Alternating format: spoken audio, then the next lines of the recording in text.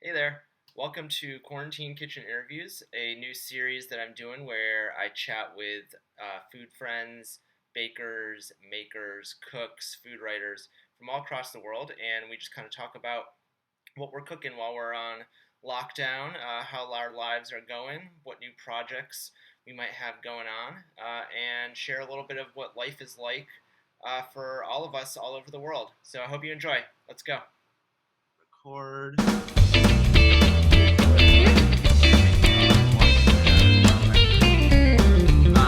Okay, so we will get started here. I am here with Jamie. Thank you so much for Thanks being for having me. the virtually the author of the Life's a Feast blog and Orange Appeal cookbook, which I have and is fantastic. Is a really great cookbook.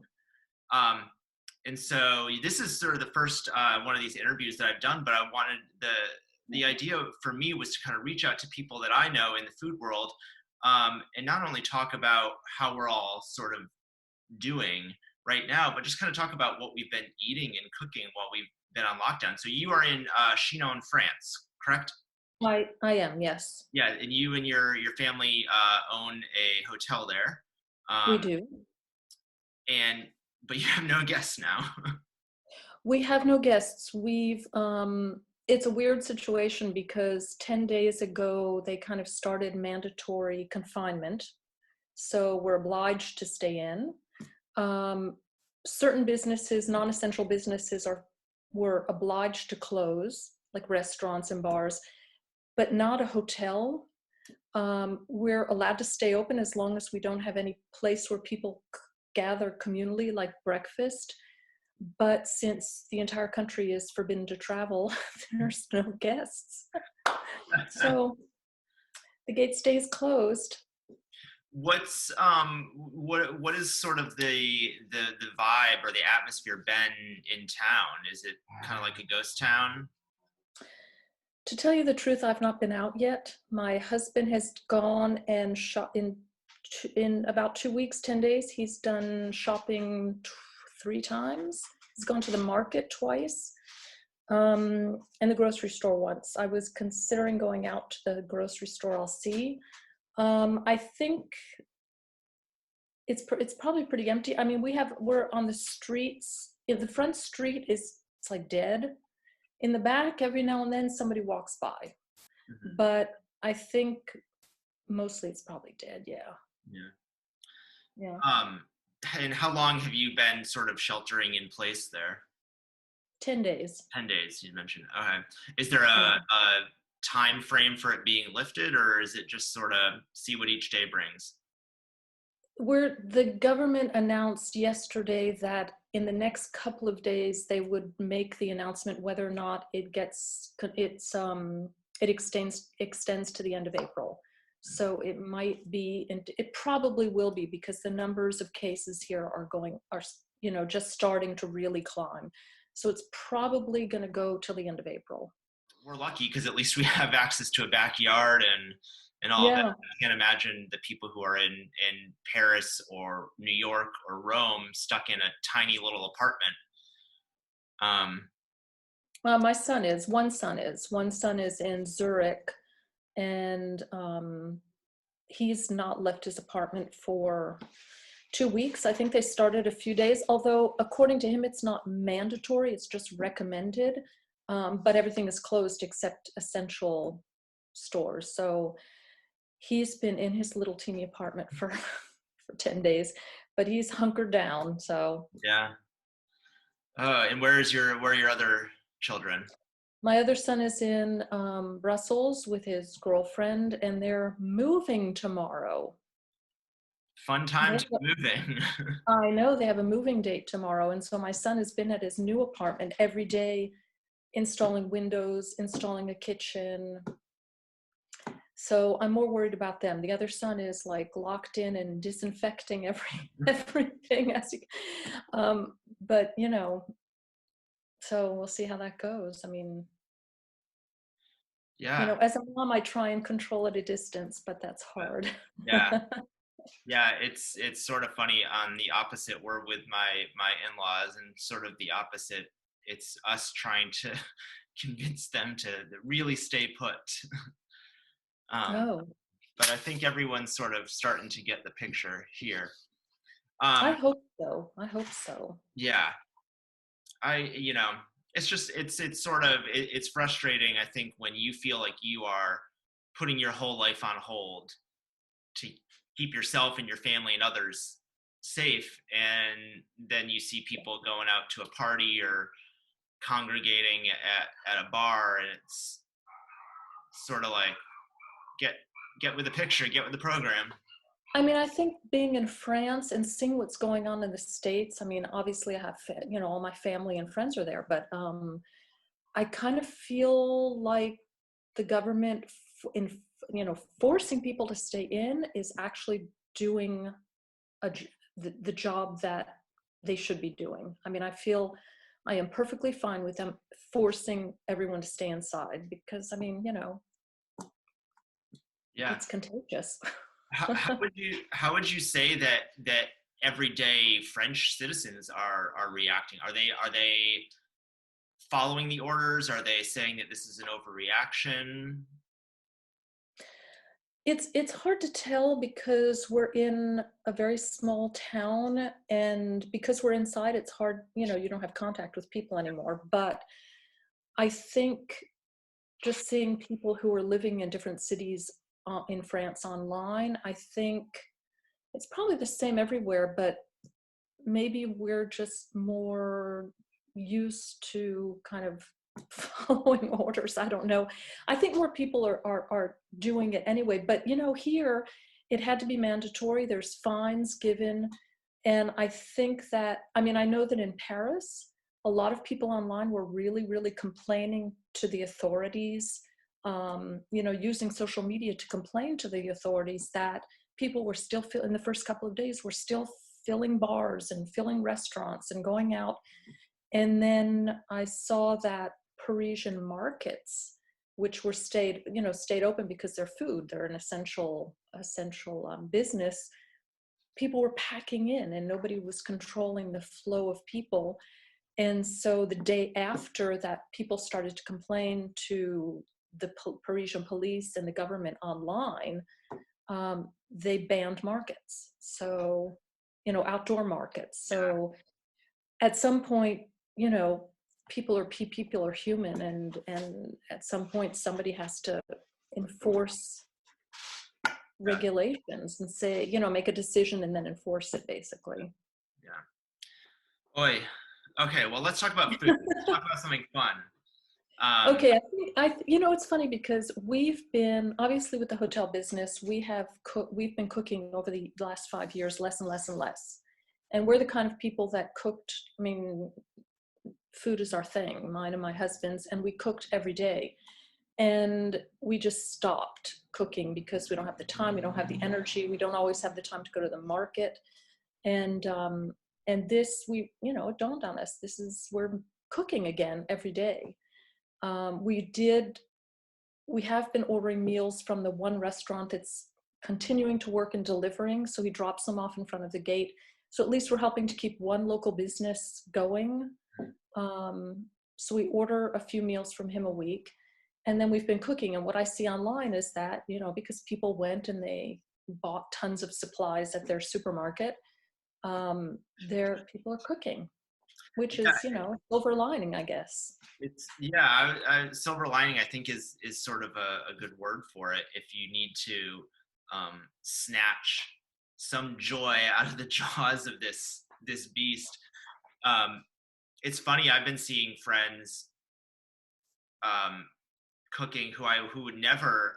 I don't think, just as a function of their jobs, they were busy. They were just eating out, and now all of a sudden they've got like a full scale commercial bakery in their kitchen.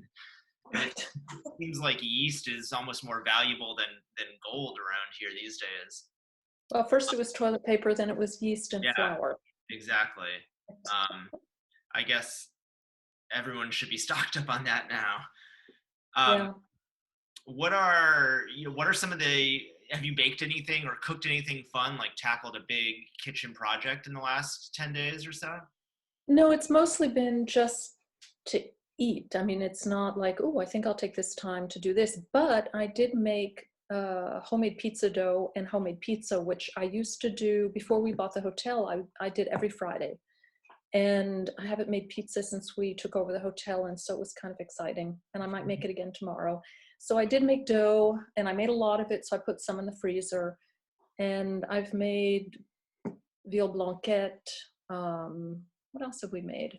My husband made apple brioche pudding because we had brioche left over from, the last days of the hotel, the last clients. We had brioche, we had apples in the hotel. And so he made that.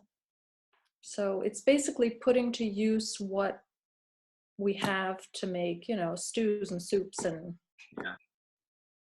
yeah. Yeah. So in your pantry, if you were to say your kind of, besides the usual flour, oil, rice, that sort of thing, what are sort of like 3 must-have ingredients that you always have on hand that can just be used to jazz up a whole bunch of different things? Oh gosh, rice and pasta. We always have cans of cooked lentils and cooked white beans. And we just started to buy a lot more canned vegetables. And tuna. Tuna is great because we, salads obviously, but we throw tuna into tomato sauce. Everybody's going to be eating tomato sauce and pasta for the next 6 weeks. Yeah. So we throw a can of tuna in every now and then. And then, of course, we always have onions and shallots on hand. I'm trying to think of what else we have. Cookies. Cookies. That's not for. I found, what is, I totally forgot that I had this Alice Medrick Yeah. Cookie Revolution cookbook. So I've been keeping that close at hand and figuring that it's probably about time to start churning out some cookies and popping them in the freezer. Oh, in the freezer, yeah, that's good. I've been sharing recipes on Twitter, and I started by sharing cakes and cookies because that's my thing, baking. And then people were saying, no, we need other stuff. We need bread. So I did a couple of breads that were simple, pretty simple. And now people are saying, what about savory? So I'm trying to put some savory stuff out there.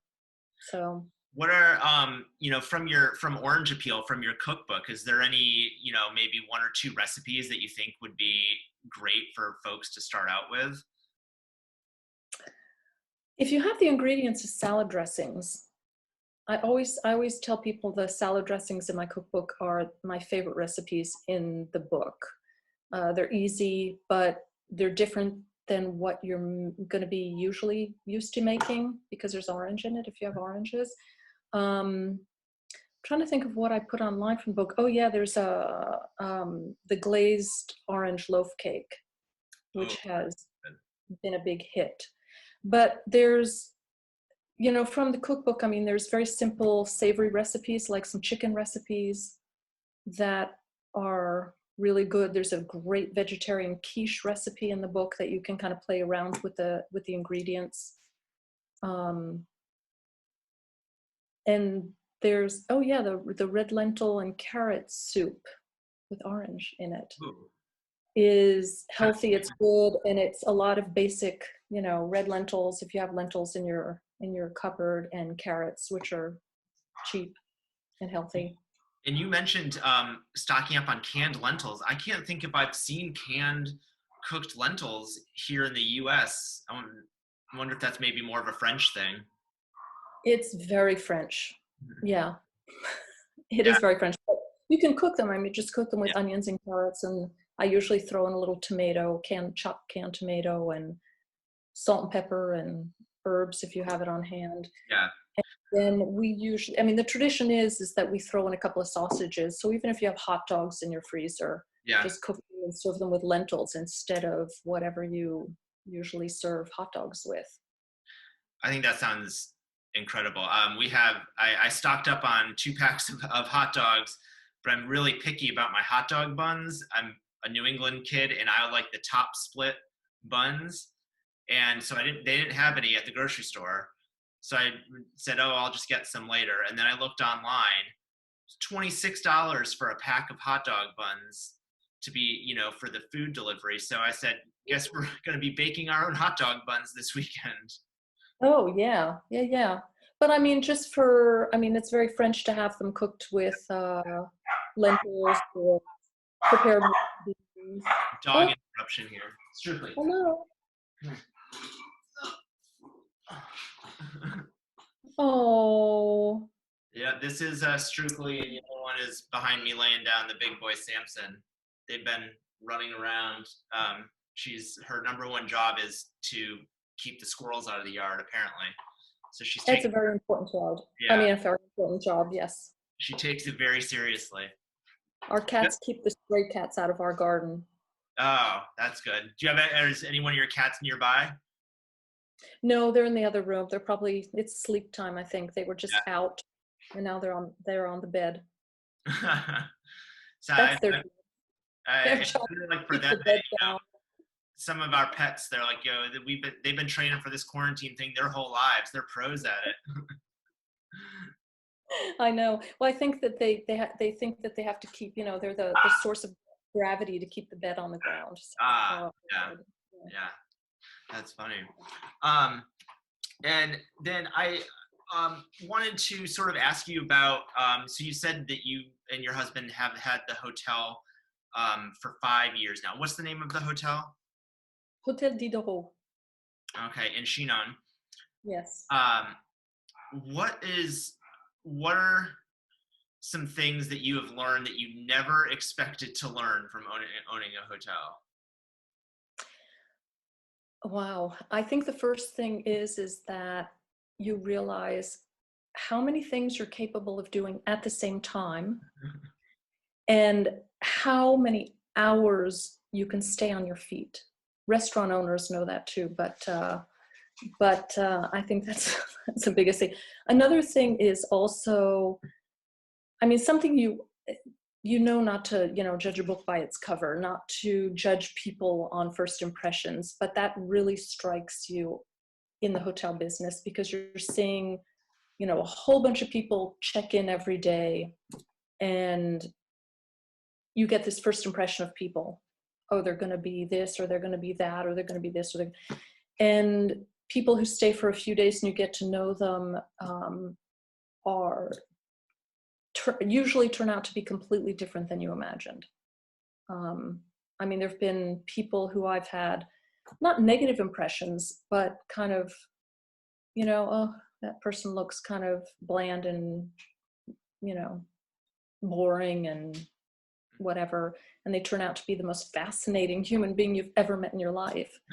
So, Yeah, that's sort of like, the whole world just sort of comes to you. yeah. So for the rest of us who spend so much time going out and exploring and going to other places, it's sort of like traveling the world and experiencing all the cultures, but never really leaving your own home or your own hotel, because all of that just comes right to you. Yeah. And you see, it is interesting because you see that there are really cultural differences generally, cultural differences between, the American clients and the British clients and the Spanish and the German and the whatever. You do see cultural differences, but, I've been in a cultural family. My husband's French. We're two different religions. We lived in Italy for several years, so our kids grew up in, Italian schools with Italian friends. So we're really multicultural. So we're used to understanding that there's different cultures and that, people speak differently and their intonation of when they speak is different and the way they act and their expectations are different. But it's still very fascinating for me to see that in this context when you have different people of different cultures all in the same place at the same time. Yeah. Yeah. How many rooms is your hotel? 27. 27. Oh, so that's pretty good Yeah, size. yeah, we can, I think we can have legally up to 52 or 53 people at once. Okay. But well, yeah, once in a while we get up to that much. But yeah, so it's interesting. It's Yeah. been interesting, and I've already started writing the book about it. Yeah. Do you find that being an American, being a foreigner, um, does that get you any extra privilege? Is it more of a detriment? Is it a little bit of both? In general, or the hotel business? I guess maybe in general, living in France. You can, yeah, I think I've tried to take advantage of it, but I mean, only in the sense that, I mean, I've always found that I can, there's, in every culture, there are kind of rules to how to act in certain situations and how to speak and what you don't speak about and what you do. And I always got away with like, oh, okay, she's the American, so it's okay, she can say that.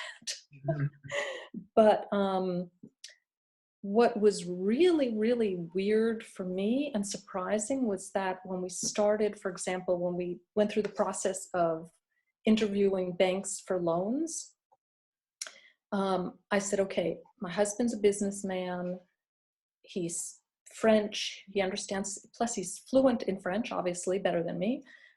So I'm going to kind of just like let him do all the talking. And we learned very, very quickly that the fact that I'm American, I have a lot of contacts in the States. I'm a food, because of my food writing profession, that I was doing workshops once or twice a year, that all of a sudden that became much more interesting to bank loan officers than my husband's business experience. So by the second interview, people would kind of say, hi, introduce yourselves, and then they would turn to me and say, wow, what you do is really fascinating. Tell us how you're going to use that to get clients for the hotel, for example. Yeah. And that was kind of funny. It's kind of like, I always think about the whole bank loan process kind of like speed dating, where you have to kind of Yeah. feel out the other person and what they're expecting, and kind of very, very quickly kind of meet their expectations. And like, yeah, okay, yeah. So Whatever, yeah, it's whatever advantage you can get is to go for. whatever works. I know. But it's, I mean, in the hotel business, obviously being an American, when I think 80% of our clientele, or I should say 80% of the hotel's clientele are Anglophone. I mean, you see people who have been traveling for weeks, months. We've had clients who were like, this is the tail end of a 2-month travel through Europe. And they come to the hotel and I start speaking English to them, and you just see the relief wash over their face. So it's been an advantage. Yeah, I feel, for us, when we've been at the tail end of a long trip, I remember one time we we were flying out of Croatia. We had been gone for almost 2 months, flying out the next morning, and so we had just checked into a hotel, and we didn't want to cook any. We're just like, we just want something easy to eat, and we just wanted a steak, and so we wanted it to be able to order it cooked rare, not like the Balkan way of cooking everything until it's well done. So we just searched for that one steakhouse that we found where we were able to order our steak, and it was sort of like our hearing an American accent. Again, for the first time in months, it was just steak and potatoes, and we're good to go. You need that. You're on your laptop right now? Yeah. Would you be willing to do a quick tour of your kitchen? Oh gosh, yeah. You have to excuse the mess, Uh, but let's see if this works. Yeah, I guess so. Okay, let's see if I can do this. Yeah. okay. Wait, hold on a second. It might be easier to do the other side first. I'm going to unplug it. It's a million-year-old laptop, so I hope the battery doesn't run down in like 2 minutes. So that's the other side. That's the cookbook shelf. Ah, okay. Okay. Then we come around. This kitchen, wait, let me turn this, because this, if you see up there, Oh, wow. this this building, this part of the building is probably 18th century. So we still have the beams, yeah. And when we got here, the kitchen hadn't been renovated since the 70s. It was horrendous. So there's the stove with my jam basin. Am I doing this right? Yeah. So yeah, we put in a kitchen. We renovated it. There's our two windows onto the street and our supplies of flour and bread and stuff. And there we are again. Now, do you do the cooking for the hotel out of that kitchen, or do you have another separate production Well, kitchen? we don't do cooked Oh, meals. We do for breakfast. It's a cold buffet of, not continental, of local artisanal products. We highlight local artisanal products. So it's the local goat cheese made by a local cheesemaker, um, things like that. But I do make jam because it's the tradition since the first owner of the hotel in the 1960s to make, the owner of the hotel makes all the jam served at breakfast oh, on wow. the premises. So that's what I do here in my big jam basin. Yeah, that's a beautiful pot. I make about between 1,000 and 1,300 jars a year. Wow. I make a And lot of jam. do you, just kind of change it with the season? Yeah, it's all seasonal. So we're an apple and pear region. So in apple and pear region, we'll keep in contact with our small producer, with our pear producer who's down the road, and the apple producer who's 20 minutes from here. We have berries that are closer to Saumur, which is about a half an hour drive. And then all the other fruits come from neighbors' gardens. They're really, all the plums, all the peaches, all the pumpkins and rhubarb. I mean, everything comes from plums. We're the Garden of France. Yeah. So it's a lot of fresh stuff. And we grow fresh herbs in our courtyard that I use in jams. So I just, yeah, I make everything fresh in season. And then if I have an overabundance of something like blueberries, I'll freeze a whole bunch. So off season, I can pull them out and use them with other fruits, like fig and blueberry. They're not the same season, but I can make them together because I'll freeze a bunch of fruit. Yeah. And then I just came and took the habit of kind of inventing new flavors as it goes along. What's one of your favorite flavor combinations that you've made? Um, Apricot blackcurrant is great. Let's see. I did, by chance, I had, at the end of berry season and just barely the beginning of fig season, the guy who gives me figs came one day and had like 1 kilo of figs. He's like, here's the first figs. And I mixed a kilo of figs with a kilo of raspberries and a kilo of strawberries. And then I added, I think, ouzo to it. Oh, So I make things like, I do things like that are always, and because I'm writing a jam book, I'm writing that's exciting.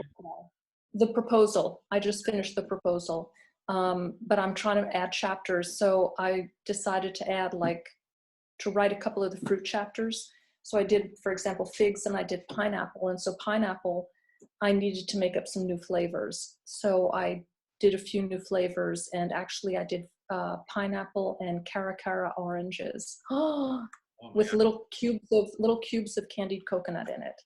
Oh my god. Mm, It's like I know, trip to the Caribbean. I know. It was really good. So Oh, yeah, we're just about to, I think we're well, just about to hit strawberry season here in North Carolina. So I want to say to anyone who watches this, try making your own jams. Basic jam is pretty easy. You don't even have to can it, just put it in your fridge and eat it with a spoon. Yeah. It's sort of, it's one of my favorite things to do. Those sort of back to basics recipes that you just, I think you just don't, maybe people just don't realize, you can get it at the supermarket. So why not just grab a jar of jam or a jar of peanut butter? And then when you realize how easy it actually is and how little time it, it does. I mean, I hope maybe one of the silver linings coming out of this is that more people will have gotten into the habit of making their basics at home. Yeah. Controlling what ingredients are in there and what they're feeding their families. I know we both know this, that before you've ever made your first loaf of bread, before I ever made a jar of jam, before I made puff pastry, it's just like, oh, I'm never going to make that. It's just way too difficult. I don't get it. I don't understand it. And then you try it, and then you try it a second time. And at some point it clicks in and you get the feel for it. And then you realize how easy it is. Yeah. And enjoyable and fun. Yeah. Yeah. It's cheaper than a therapist. Absolutely. Yeah. Okay, so this is sort of a question that I'm, asking everyone who I do this. So what is, to sort of close us out, what is something, I guess, a lesson that you've learned through all of this that you feel like you could, share to help people who are maybe kind of struggling or having a hard time adjusting, having, some difficulties with the distancing and being at home? I think,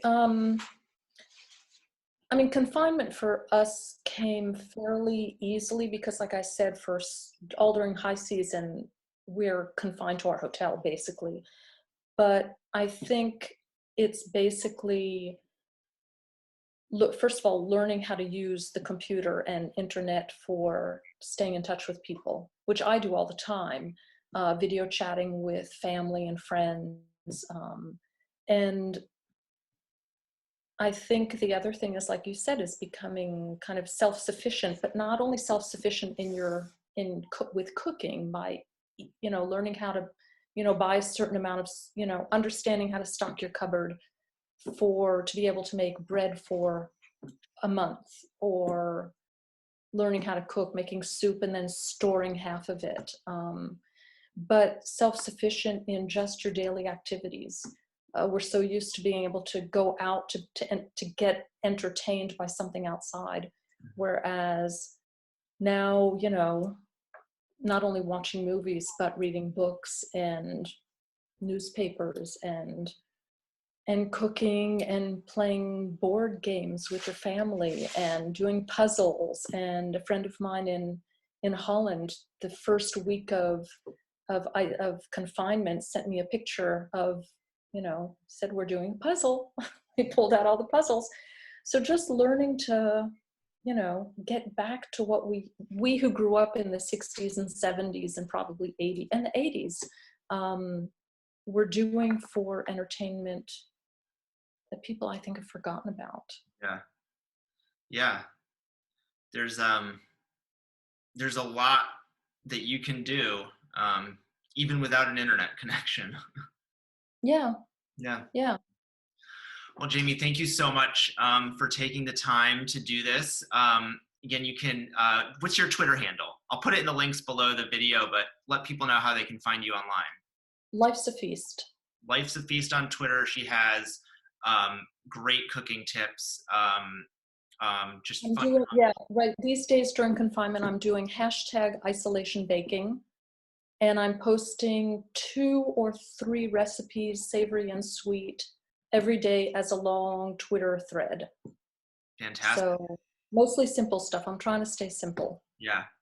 So we can all go find that on Twitter and cook along with Jamie. And when we're all done isolating, if you need a vacation to France, Google Hotel Diderot and go. In the Loire Valley. We're a great wine region, but we're also in the middle of all the chateaux of the Loire. Oh, okay. So you can go do your wine tour and relax and taste some of her jams. Oh yeah, absolutely. Jamie, thank you so much, and I Thank will you. see you on Twitter. Yes, thank you. Thank you. Bye-bye. Bye. Bye-bye.